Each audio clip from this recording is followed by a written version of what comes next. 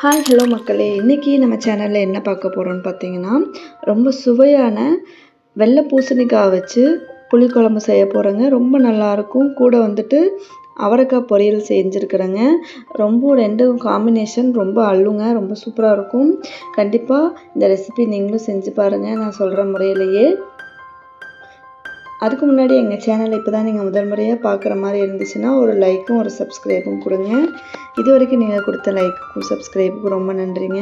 வாங்க இப்போது வெயிலுக்கு வந்துட்டு நம்ம அதிகமாக வெள்ளை பூசணிக்காவை சேர்த்துக்கும் போது ரொம்ப நல்லதுங்க உடம்புக்கு. நீர் சத்து குறையாமையே இருக்கும் உடம்பில். நான் அதையே கொஞ்சம் டேஸ்ட்டுக்காக புளிக்குழம்பு மாதிரி செஞ்சுருக்குறேங்க வெள்ளை பூசணிக்காய் வச்சு. இது எங்கள் அம்மா வீட்டில் அடிக்கடி செய்வாங்க, ரொம்ப நல்லாயிருக்கும். இது 2 நாளைக்கு கூட வச்சு சாப்பிட்லாங்க, அந்தளவுக்கு நல்லாயிருக்குங்க. நம்ம இப்போ பூசணிக்காய் புளிக்குழம்பு செய்கிறதுக்காக அடுப்பில் ஒரு கடாயை வச்சு ஒரு 2 டீஸ்பூன் அளவுக்கு கடலெண்ணெய் சேர்த்துக்கிறேங்க. புளிக்குழம்பெல்லாம் வைக்கும்போது எண்ணெய்கள் கொஞ்சம் அதிகமாக சேர்த்தும் போது நல்லாயிருக்குங்க.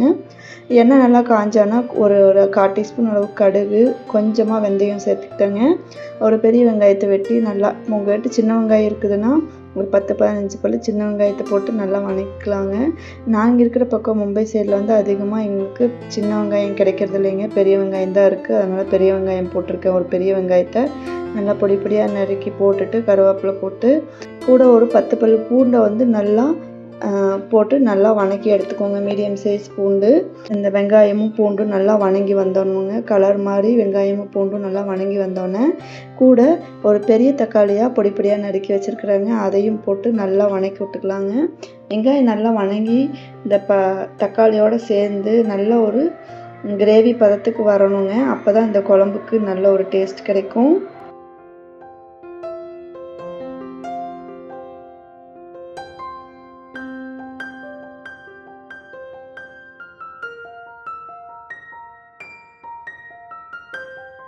நம்மளோட வெங்காயமும் பூண்டு தக்காளி எல்லாம் நல்லா வணங்கி வந்துருச்சுங்க. இந்த சமயத்தில் ஒரு 1/4 டீஸ்பூன் அளவுக்கு மஞ்சத்தூள், ஒரு டீஸ்பூன் அளவுக்கு சாம்பார் மிளகாய் தூள், 1 டீஸ்பூன் அளவுக்கு மல்லித்தூள் எல்லாமே சேர்த்துட்டு நல்லா கிண்டி விட்டுருங்க. நல்லா வணங்கி வந்துடணும், அந்த பச்சை வாசம் போகிற அளவுக்கு. நம்ம எண்ணெய்க்குள்ளாரையே பெருங்காயத்தூள் கொஞ்சம் போட்டிருக்கணுங்க, நான் மறந்துட்டேன். இந்த சமயத்தில் நான் பெருங்காயத்தூள் கொஞ்சம் சேர்த்துக்கிட்டேங்க. சேர்த்து நல்லா வணக்கி எடுத்துக்கலாங்க. வணக்கினதுக்கப்புறமா வெண்பூசணிக்காவை தோல் எடுத்துட்டு நம்ம ஸ்கொயராக வெட்டி வச்சுக்கலாங்க. அதை எடுத்து இந்த கிரேவியோடு போட்டு நல்லா கிண்டி விட்டுலாங்க. கிரேவி நல்லா கிண்டி விடும் போதே நம்ம தண்ணி விடக்கூடாதுங்க, ஏன்னா வெண்பூசணிக்காய் நிறைய தண்ணி விடும். முதல்ல இந்த கிரேவியோடு நல்லா பிடிச்சி வர்றதுக்கு மூடி போட்டு ஒரு 5 நிமிஷம் விட்டுருங்க. இப்போ பாருங்கள், நம்மளோட பூசணிக்காய் அப்படியே சுருங்கி நல்லா வந்துருச்சுங்க. இந்த சமயத்தில் தான் நம்ம தேவையான அளவுக்கு தண்ணி சேர்த்த போகிறோங்க. தண்ணினா புளி தண்ணி 1 டம்ளர் அளவுக்கு நான் சேர்த்துக்கிறேங்க. சேர்த்து நல்லா கிண்டி விட்டுக்கலாங்க. கிண்டி விட்டுட்டு கூட பச்சை தண்ணி கொஞ்சமாக சேர்த்துக்கிறேங்க. இன்னொரு டம்ளர் அளவுக்கு பச்சை தண்ணி சேர்த்துக்கிறேன். சேர்த்து நல்லா கிண்டி விட்டுருங்க.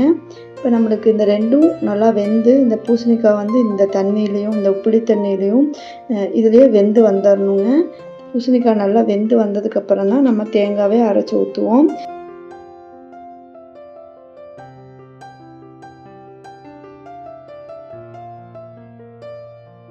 இப்போ நம்ம தேங்காய் சேர்த்துறது ஆப்ஷனல் தாங்க. இதுலேயே நம்ம இன்னும் கொஞ்சம் தண்ணி ஊற்றிட்டு நல்லா கொதிக்க விட்டுட்டோம்னா நம்ம புளிக்குழம்பு தயாருங்க. நான் தேங்காய் ஊற்றி செய்வேன், அப்போ இன்னும் கொஞ்சம் டேஸ்ட் எடுத்து கொடுக்கும்.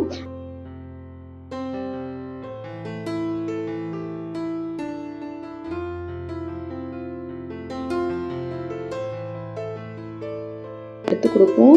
அரை முடி அளவுக்கு தேங்காயை நல்லா பொடி பொடியாக வெட்டிட்டு நான் மிக்ஸி ஜார்லேயே போட்டு அரைச்சி அதில் தேவையான அளவுக்கு தண்ணி ஊற்றி அரைச்சி எடுத்துகிட்டு வந்துட்டேங்க. இந்த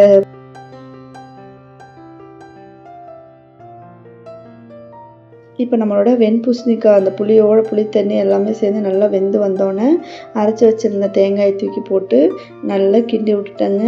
சுவையான அற்புதமான வெண்பூசணிக்காய் புளிக்குழம்பு தயாராகிடுச்சுங்க. கண்டிப்பாக எல்லோரும் செஞ்சு பாருங்கள். சாப்பாட்டுக்கு ரொம்ப அல்டிமேட்டாக இருக்குங்க. தோசைக்கு ரொம்ப நல்ல காம்பினேஷனாக இருக்குங்க.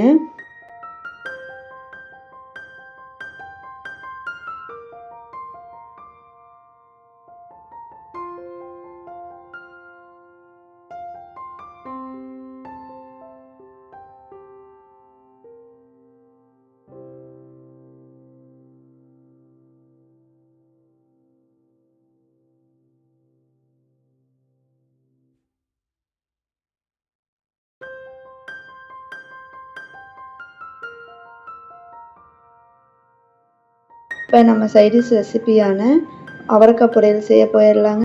அதுக்கு அடுப்பில் ஒரு கடாயை வச்சுக்கிட்டு அதில் 1 டீஸ்பூன் அளவுக்கு கடலெண்ணெய் சேர்த்துக்கலாங்க.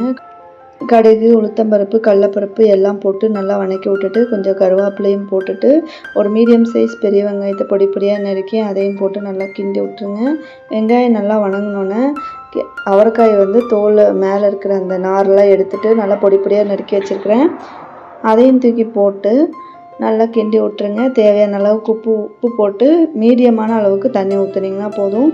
தண்ணி நிறையா ஊற்றுனீங்கன்னா உங்களுக்கு டேஸ்ட்டு சல்லுன்னு போயிடும். அளவான அளவுக்கு தண்ணி ஊற்றி மூடி போட்டு ஒரு 10 நிமிஷம் வேக விட்டு எடுத்துட்டு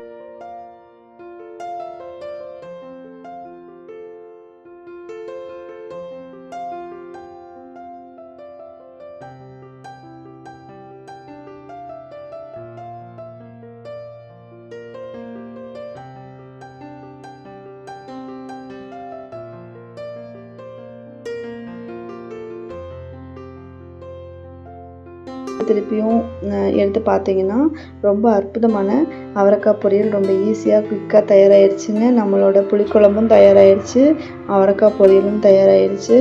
அவரைக்காய் பொரியல் நல்லா அந்த தண்ணியெல்லாம் உறிஞ்சி எல்லாம் ரெடி ஆனோடனே அது கூட நம்ம தேவையான அளவுக்கு தேங்காய் துருவல் போட்டு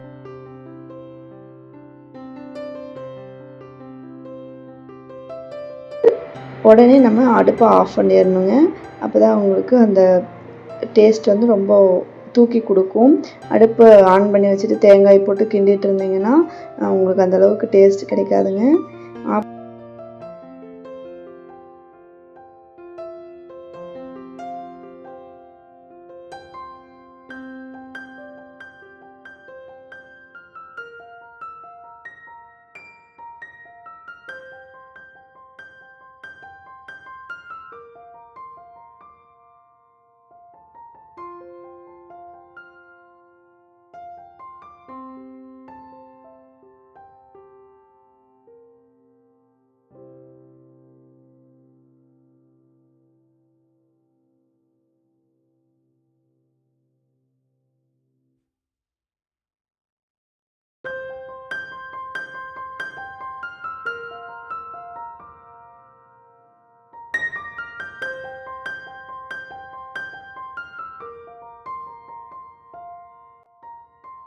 இப்போ பாருங்கள், நம்மளோட சுவையான அவரைக்காய் பொரியலும் வெண்பூசணிக்காய் புளிக்குழம்பும் நல்ல காம்பினேஷனோட தயாராகிடுச்சுங்க. வாங்க சாப்பிடலாம்.